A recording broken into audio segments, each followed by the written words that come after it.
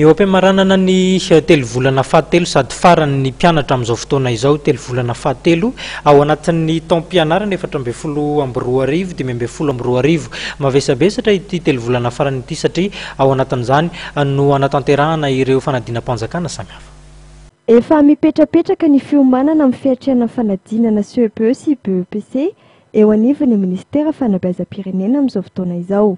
Araka nambaran'ny ministra Paul Rabary, andalana ny fanomanana ny laza adina amin'ny fanadinana CEPE sy ny BEPC.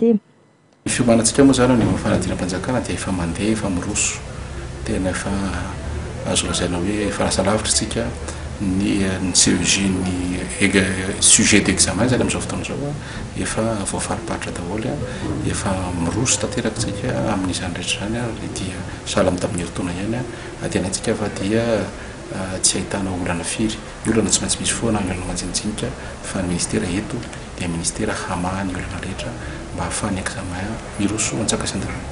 Ny talata 20 Jolay moa no anatotosana ny fanadinana CEPE. Ny 3 hatramin'ny 4 Aogositra 2020 kosa ny fanadinana an-tsoratra amin'ny fanadinana BEPC.